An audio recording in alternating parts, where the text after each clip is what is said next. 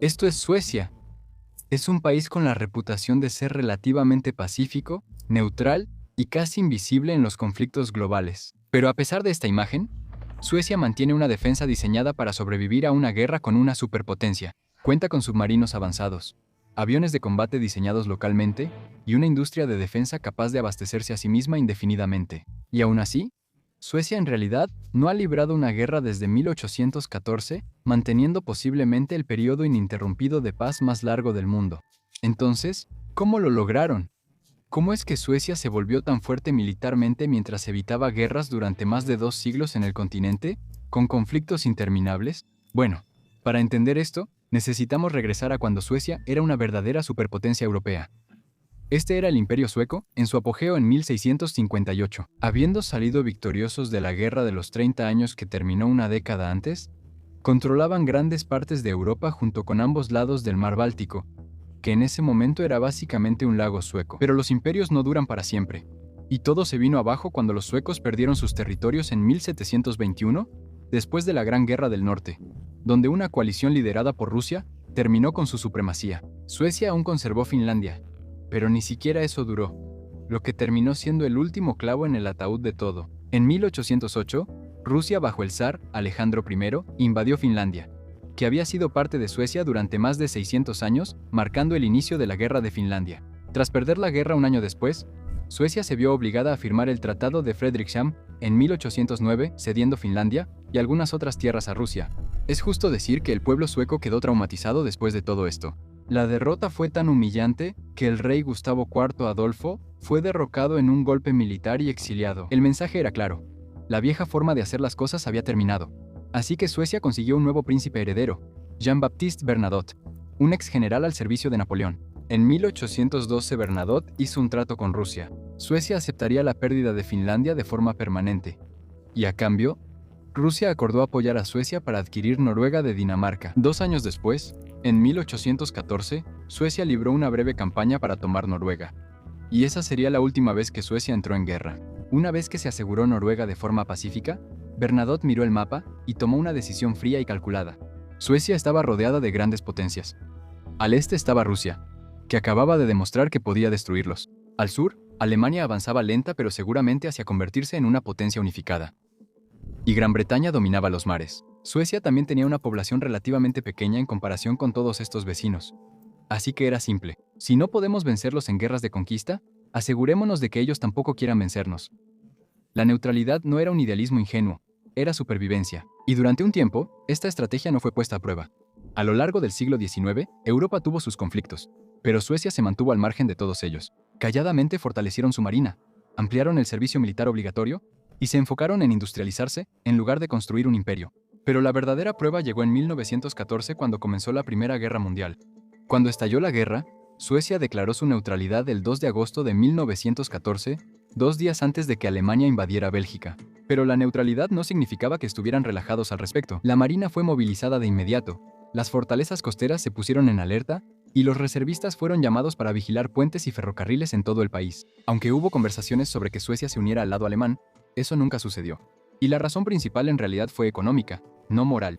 La industria metalúrgica de Suecia, que era la columna vertebral de su economía, dependía del carbón importado, y Gran Bretaña suministraba la mayor parte de este. Así que, aunque la élite sueca simpatizaba con Alemania contra Rusia, no podían permitirse ir a la guerra con Gran Bretaña. En cambio, Suecia intentó comerciar con ambos bandos, lo que, como era de esperarse, enfureció a ambos. Gran Bretaña impuso un bloqueo que asfixió el comercio sueco, y para 1916 había graves escaseces de alimentos. Un año después, las cosas se pusieron tan mal que estallaron marchas por el hambre y disturbios por comida en pueblos de todo el país. El gobierno conservador cayó, y Suecia se vio obligada a adoptar una postura más diplomática con los aliados solo para mantener el flujo de alimentos. Así que la Primera Guerra Mundial fue complicada para Suecia. Se mantuvieron fuera de los combates, pero eso les costó económicamente y casi destroza su política interna. Pero la lección fue clara: la neutralidad funciona, pero solo si eres lo suficientemente fuerte e inteligente como para que ambos bandos crean que no vale la pena involucrarte. Ahora es donde las cosas se ponen realmente interesantes. Después de que terminó la Primera Guerra Mundial, tanto Rusia como Alemania, las dos potencias que más temía Suecia, estaban entre las naciones derrotadas y debilitadas. Así que Suecia se encontró en una posición inusualmente segura. Terminaron recortando drásticamente el gasto militar.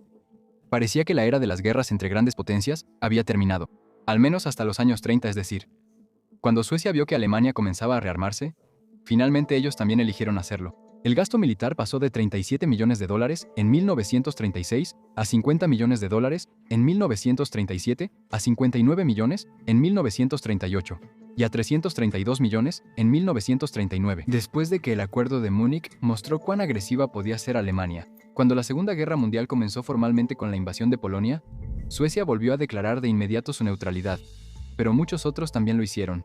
Bélgica, los Países Bajos, Dinamarca, Noruega, Finlandia, los estados bálticos.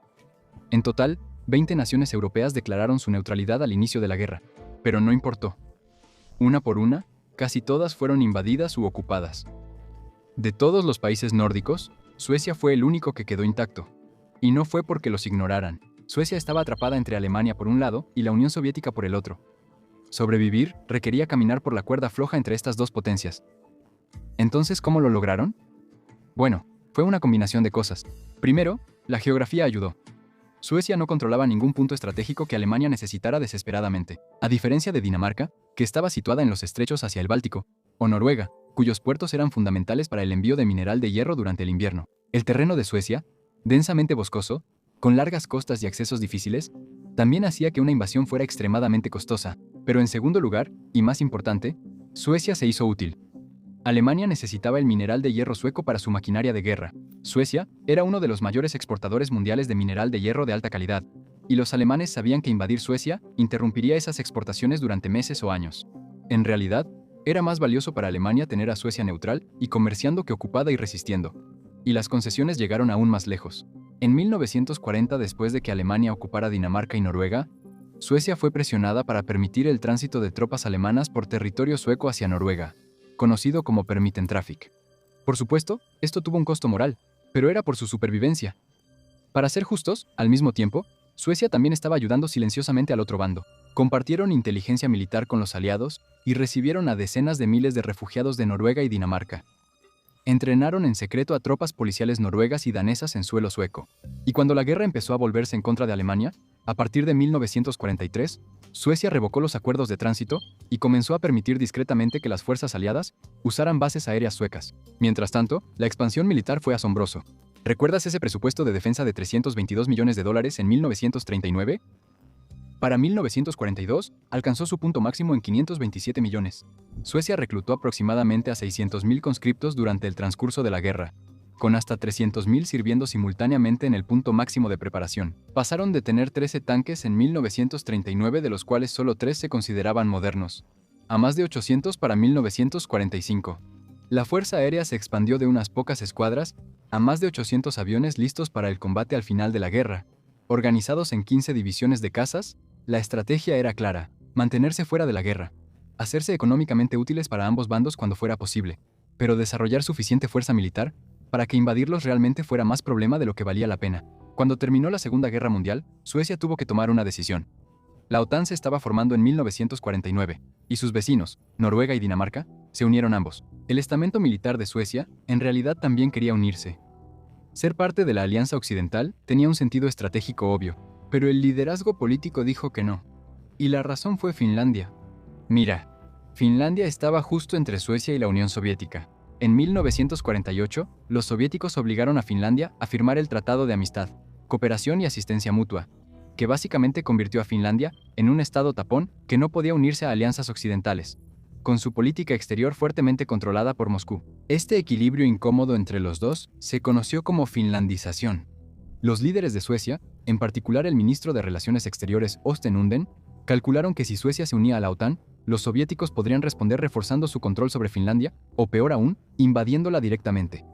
El exministro Carl Bildt confirmó esta lógica más tarde. Suecia se mantuvo neutral específicamente para proteger a Finlandia. Pero de nuevo, a puerta cerrada la historia era diferente. En 1954, Suecia entró en una cooperación secreta de inteligencia de señales con Estados Unidos y el Reino Unido, y se convirtió en un estrecho socio externo durante toda la Guerra Fría. Este tratado no se reveló públicamente hasta 2013. Compraron armas a Estados Unidos, permitieron que la OTAN usara el espacio aéreo sueco y desarrollaron su ejército según los estándares de la OTAN. Su ejército fue esencialmente construido para luchar contra los soviéticos, no para permanecer neutral. Y luego estaba el programa de armas nucleares. A partir de 1946, inmediatamente después de Hiroshima y Nagasaki, Suecia lanzó un programa clandestino de armas nucleares. En su apogeo, casi 300 científicos trabajaban a tiempo completo en el Instituto Sueco de Investigación para la Defensa Nacional. El plan era producir 100 ojivas nucleares tácticas en 10 años. Suecia estuvo tan cerca de convertirse en la cuarta nación del mundo, con armas nucleares que, según se informa, solo estuvo a una votación parlamentaria de autorizar su despliegue. Finalmente, el programa fue abandonado a finales de los años 60, no por objeciones morales, sino porque no podían costear tanto las armas nucleares como el nuevo avión de combate, Saab-37 Viggen. Eligieron el avión. Y ese avión fue importante, porque durante la Guerra Fría, Suecia construyó una de las fuerzas aéreas más formidables del planeta. Para 1957, Suecia tenía la cuarta fuerza aérea más grande del mundo, aproximadamente 1.000 aviones de combate modernos distribuidos en 30 bases para un país de alrededor de 7.3 millones de personas, diseñaron y fabricaron sus propios cazas. El Saab-29, Tunan, el Saab-32, Lansen, el Saab-35 Draken, y más tarde, el Viggen, diseñados específicamente para contrarrestar las amenazas soviéticas en el Báltico. Además de todo esto, Suecia podía movilizar entre 600.000 y 800.000 hombres durante la Guerra Fría gracias a su sistema de servicio militar obligatorio a gran escala. Gastaron más del 4% de su PIB en defensa en la década de 1950, eran, y todavía son, autosuficientes en la mayoría del equipo militar. Aviones de combate, cañones, submarinos, todo producido localmente por empresas como Saab y, bueno, Bofors antes de que fuera adquirida. La idea principal que tenía Suecia con su política de neutralidad era no depender demasiado de otros países para poder mantener la neutralidad de manera creíble durante tiempos de guerra. Para ser tomado en serio como una nación neutral situada entre los bloques occidental y oriental, tenías que producir y abastecerte de equipo militar por cuenta propia, según la visión sueca. Si estallaba una guerra entre las superpotencias, aún querían poder mantener una defensa fuerte para disuadir a las superpotencias de atravesar Suecia, como Alemania lo había hecho con ellos anteriormente. Todo el país estaba esencialmente diseñado para la defensa total. Y me refiero a que literalmente tienen un concepto conocido como defensa total. Las autopistas se construyeron para funcionar también como pistas de aterrizaje de emergencia. La infraestructura militar se excavó en refugios subterráneos de roca. Y por ley, cada nuevo edificio grande debía incluir un refugio antirradiación. Suecia construyó alrededor de 64.000 refugios de defensa civil repartidos por todo el país, con espacio para aproximadamente 7 millones de personas, cerca del 65% de la población. Estos refugios deben estar listos para usarse en un plazo de 48 horas si el gobierno declara un estado de alerta elevado. Pero no se trata solo de la infraestructura. Toda la sociedad ha sido organizada para la guerra. Todas las personas entre 16 y 70 años tienen lo que se llama un deber de defensa total, lo que significa que en caso de guerra se espera que contribuyas de alguna manera, ya sea con el servicio militar, el servicio civil o simplemente continuando con tu trabajo para mantener el funcionamiento de la sociedad. Y a partir de 1943, el gobierno comenzó a enviar un folleto llamado Si llega la guerra a cada hogar en Suecia, diciéndole a la gente exactamente qué hacer si el país era atacado. Ese folleto fue actualizado y redistribuido durante toda la Guerra Fría, y luego nuevamente en 2018 y 2024, bajo el nuevo título, Si llega una crisis o una guerra, enviado por correo a los 5 millones de hogares. La última línea dice, si Suecia es atacada, nunca nos rendiremos. Toda información que indique que la resistencia debe cesar es falsa. Pero cuando la Unión Soviética colapsó, muchos de estos países occidentales pensaron que todas las amenazas habían desaparecido, Suecia incluida. Abandonaron su política formal de neutralidad militar, aunque continuaron comportándose como un país neutral. Se unieron a la Unión Europea en 1995, pero rechazaron la membresía en la OTAN. Sus fuerzas armadas fueron desmanteladas sistemáticamente, y el servicio militar obligatorio fue suspendido por completo en 2010. Suecia pasó a operaciones expedicionarias de mantenimiento de la paz, enviando tropas a Bosnia, Kosovo y Afganistán como parte de misiones internacionales. Pero la capacidad de defender realmente el territorio sueco había desaparecido. Cuando Rusia anexó Crimea en 2014, el gasto militar comenzó a aumentar de nuevo, y Suecia volvió a reintroducir el servicio militar obligatorio en 2017. Pero el verdadero terremoto fue el 24 de febrero de 2022, cuando Rusia lanzó su invasión a gran escala de Ucrania. En cuestión de semanas, la opinión pública sueca sobre la membresía en la OTAN, que había sido tibia durante décadas, cambió por completo. Por primera vez, más suecos apoyaron unirse a la OTAN que oponerse. El 16 de mayo de 2022, el gobierno sueco anunció que solicitaría la membresía, poniendo fin a más de 200 años de no alineación militar. Después de un prolongado proceso de ratificación, retrasado principalmente por Turquía y Hungría, Suecia se convirtió oficialmente en el miembro número 32 de la OTAN en 2024, y no lo hizo de manera discreta. Suecia se ha convertido en uno de los contribuyentes más agresivos a la defensa europea desde que se unió.